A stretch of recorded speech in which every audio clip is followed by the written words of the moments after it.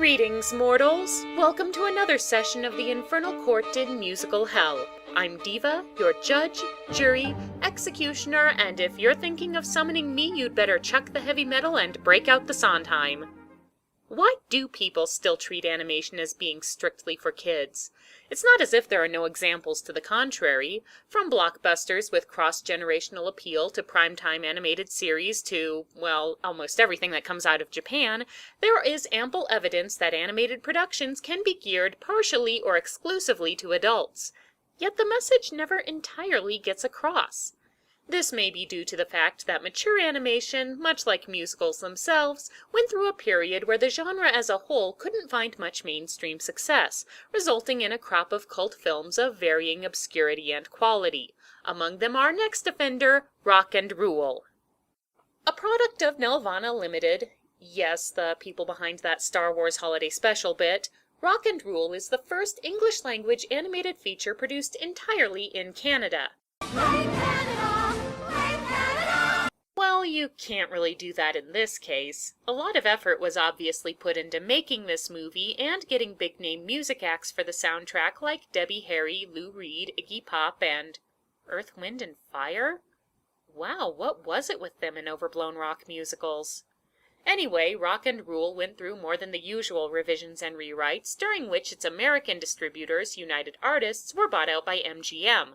The new management didn't like the movie, forcing more revisions, including recasting the voice of the male lead, after which they shelved the whole thing anyway.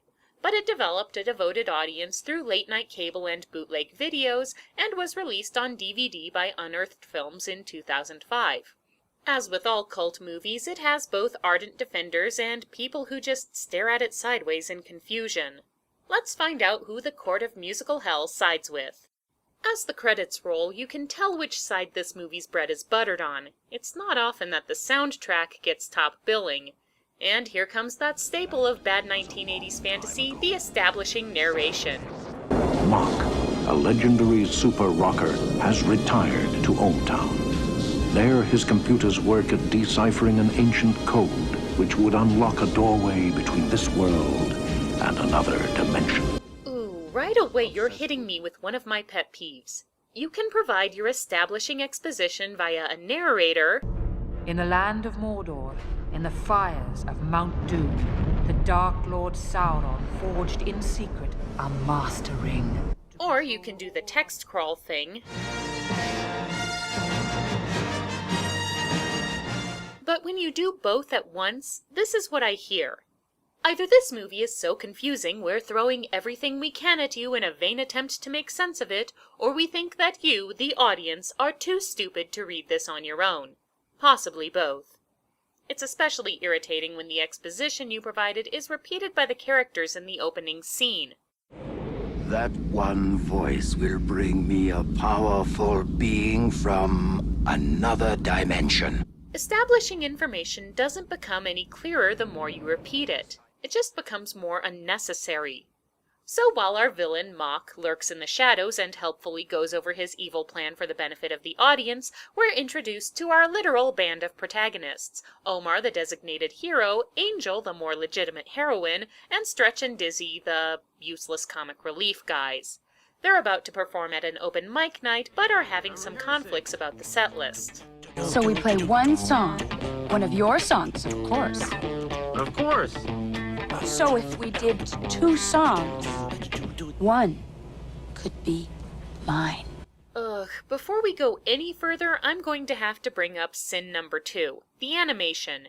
It's the reason why I've never been able to get into movies like heavy metal or a lot of the backsheet canon. They're just so unattractive to look at. And I don't mean I'm expecting them to look like Disney, but even movies that are violent and nightmarishly surreal like Watership Down or grim and dystopian like Brazil can have an appealing visual style. Rock and Rule is drab, murky, and randomly weird, and the character designs are so off-putting. Omar looks like he got his nose stuck in a pool drain, Angel looks like Lindsay Lohan after the drugs, Mock looks like the mummified corpse of Angelina Jolie, and everyone else looks like vagrants from the bad side of Goof Troop. It's hard to get me to enjoy your movie when just watching it makes me feel sad and kind of nauseated.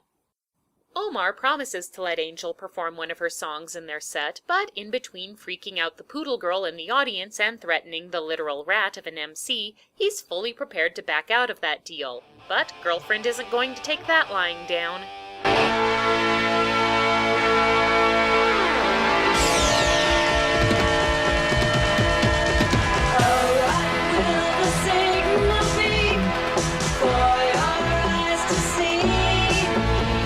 Omar pitches a fit and leaves the stage, probably because Angel is much better at this than he is, and also because he's sin number 3. Look, there's nothing wrong with having a tough, out-for-himself cynic who needs to shed his indifferent attitude as your protagonist. Some great characters have come out of that archetype. But you need to give the guy something that makes us like him right off the bat. He has a dark past, or a broken heart, or he's just so badass and awesome. Omar doesn't have any of these things. He's just a snide jerk who's always trying to be cool and copying an attitude without anything to back it up. If you can't care about him in spite of his flaws, why should you root for him to overcome those flaws? It's also hard to buy into his relationship with Angel. There just never seems to be a whole lot of affection there, and since they have so little screen time together, it's hard to establish any. Since their love is a huge factor in the climax, this ends up being a crippling liability. On the other hand, if Omar had his way and Angel didn't sing, the movie would have been over, so he does have that going for him. Yes, it turns out Mock's plot device ring identifies Angel's Debbie Harry-provided vocals as the final ingredient in a ritual that will summon a being from, I don't know, here or the demon dimensions, or wherever you think creatures with too many tentacles and teeth come from. So he has one of his goons interrupt Omar and Angel during makeup sex and invite them to Mock's place, where Omar instantly makes an ass of himself. Like I said, let's bottom line it, Mock. I'm not Mock! You're not? No. Sorry. Mock! This interminable routine is all a lead into Mock's big entrance, and it kills me that I'm going to have to put this guy on the sin count because he's really the best character in the movie, Freaky Jaggerlips notwithstanding. The build-up to his first appearance is good, he's wonderfully hammy, he's got Lou Reed and Iggy Pop providing the vocals for his songs, and he has a unique motivation. His popularity is waning, and he'd rather tear the world down than fade into obscurity. He's like the insane glam rock love child of The Master and Norma Desmond. So what's the problem with Mock? He does all the stupid things crazy megalomaniacal villains do in movies like this. The guy is the Helen Keller of genre blindness. Don't believe me? I will provide a separate count of rookie villain mistakes Mock makes over the course of the film. Let's begin with the scene where he lures Angel away to woo her while her bandmates are literally trippin' balls. Don't talk to me, Angel. I'll show them power. I can do it. With you, Angel. No wonder she's backing away with you going straight for the join me and we can rule the world together ranting. What if Mock had been more subtle and suave about the whole thing? What if he tried to manipulate Angel and the band into parting ways? We'll see later that he has the resources to do just that. It would have been more interesting, and it would have made the scenes near the end where he goes crazy balls a lot more effective. With trippy persuasion not getting the desired results, Mock knocks Angel out by attacking her with a tentacle rose, has his goons show the rest of the band the door, and prepares to make off with his prize to Nuke York. You don't know how much I wish I'd misspoke that. Omar reacts to this development the way he does everything else by playing the too cool to care card. Well, thank you, Little Miss Ambition. But the movie is still trying to convince us he secretly has tender feelings for Angel, so the trio steals a police car, which will never come up again, and takes a road trip montage to Nuke York. I swear, if I had a soul, part of it would be dying every time I said that. Meanwhile, in Mock's high-rise overlooking Radioactive Music Hall. Okay, I'm warning you, movie, one more bad pun like that and it's going on the sin count. Anyway, Angel tries to escape with the aid of the dumb Mook's equally dumb sister, Cinderella. Which reminds me. Angel easily convinces Cindy that she's just Mock's latest squeeze and manages to sneak out with her for a night on the town. I've found the voice. I've got the girl. Understood. Although, to be fair, if you're about to summon a demon and conquer the world, that's a good time for some overacting. All mine for a song. And then nothing can stop me. Cliché, Mark. See, even his computer is calling him out on this now. It turns out that the demon can be sent back from whence it came through the power of one voice, one song, and one heart. Mok, naturally, wants to know who possesses this ability. But who is it? No one. No one can send it back. No one? No such person. This is why you mortals are too easy to trap into contracts. You never read the fine print. No one. No one can send it back. Could you be more specific? Well, when you say no one, does it mean there's literally no way anybody can stop me? Or do you mean that no one person can stop me, but multiple people can? Is there somebody going by the name of no one who could stop me? Or perhaps you mean my brother-in-law, No One? I mean, there's... Gotta go, bye! So while that's going on, Omar and his buddies managed to make it into, Nuke York. Luckily for the good guys, Dizzy's aunt is the lady who gave Cindy her butt tattoo, so she tells them where to find her and hopefully figure out where Mok's keeping Angel. Luckily for the bad guys, the random dude who's getting his ink done just happens to be one of their informants, and he tips them off to the plan. Follow them, yes, but don't interfere. I have a much more amusing idea. Get me what's-her-face. Oh great, and now it's American Idiot. Everybody ends up at Club 666. Not yet. It's not really a pun so much as a dude, look how satanic and metal we are thing. Well, it's described as a zero-gravity nightclub, but it's mostly an excuse for the animators to really go down the rabbit hole of freaky. Where's this tattoo supposed to be anyway? It's gonna be on her arm, or her leg, or promiscuously anywhere. And to push the "see, this is totally for adults" thing by throwing in as much boobage as possible. Which is the actual sin number 5. The movie tries too hard to be edgy. Just throwing a whole bunch of sex and violence into your story doesn't make it mature any more than a whole bunch of shit and fart references makes it funny. You can have sex and violence in your movie, sure, a lot of great movies do, but it has to serve some function beyond mere shock value. Otherwise, you're not really telling a mature story. You're coming off like dumb kids who are trying to act more grown up than they actually are. So the mooks pick off the good guys one by one, but not before Omar sees what looks like Angel cozying up to Mok. My dear... what's-her-face? Thank you for your help. It's a pleasure working with you, Mark. Now see, why didn't Mok do that earlier? Wouldn't that have been easier than going straight for the abduction and arm twisting? Mok manages to wrest some compliance out of Angel by pulling the old do as I say or your friends get it routine, after which he sends the boys back to ohmTown, but not before he does something in order to fry their brains. Mark, change them back! Now, I let them go for you. Omar! And you sing a little song for me.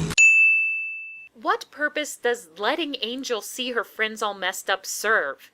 For that matter, why trick Omar into thinking Angel was all up in Mok's business if he was just going to brainwash him or whatever anyway? I get the feeling Mok doesn't really have a plan here. He's just throwing a bunch of standard villain tropes against the wall and seeing what sticks. So the long-awaited concert/summoning ritual takes place at Wait, they pronounce it Carnegie, but it's spelled... call it! Like so many experiments, the ritual results in nothing but a big smoking mess everywhere. The electrical power supply in Nuke York is insufficient. I need more power? Affirmative. A sufficient stable energy source does exist in ohmTown. Gee, thanks, exposition computer. Don't you think that's something you could have mentioned, I don't know, before everybody left ohmTown for this drawn-out side trip to the Big Awful? And don't tell me you didn't know. You worked out the musical summoning code and made a plot device ring to find the one person who could sing it and deciphered the semi-cryptic countermeasures. You could have easily figured out that you needed your 1.21 gigawatts of power to make the whole thing fly. You could have spared everyone, including the audience, a whole lot of trouble with one sentence. Still, the trip back does give Mach time to get his villain song in. My name is Mark Sabak. I know you love the thing you got. You've never seen the likes of me. Why, I'm the biggest thing since World War III, girl. This is a good song, but its placement in the movie is bad. It should have come when Mach was trying to seduce Angel, or maybe as part of his big concert. Here it's just random. Oh, and one of the mooks, I think his name is Zip, is having a crisis of conscience brought on by the scariest children's show host I have ever seen. Zip, zip, no Santa Claus, no Tooth Fairy, and no Uncle Mikey. Yeah, this will never come back to haunt Mach, I'm sure. And here we go, concert/summoning, take 2. Angel has been drugged into submission and is also half-naked in spread eagle bondage to give the furry fetishists their money's worth. The ritual ends up causing an enormous surge of power, which somehow snaps the good guys out of whatever was somehow done to their heads earlier. Omar, the only thing she cares about is being up there with him. You can't believe that. It's true. I saw them together.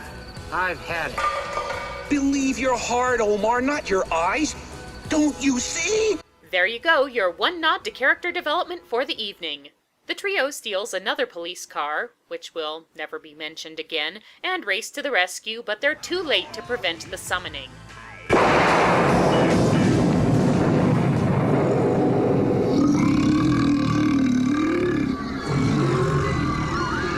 Oh, this is so embarrassing. I used to date that guy. As the demon runs amok, Omar frees Angel and Zip sacrifices himself, saving them both because, the freaky nightmare clown made him do it, I guess? Which devastates his brother. I think his name is Toad. And Angel reasons, quite logically, that since her singing brought up the beast from the pit, it can push it back down. So I still will set the stage, send my thoughts to you. We're singing everywhere. Yes, it turns out that it's 2 voices and hearts singing as one that undoes the evil spell. Really, that's a crummy ritual if you can reverse it with simple harmony. And Mach has his pre-demise freakout.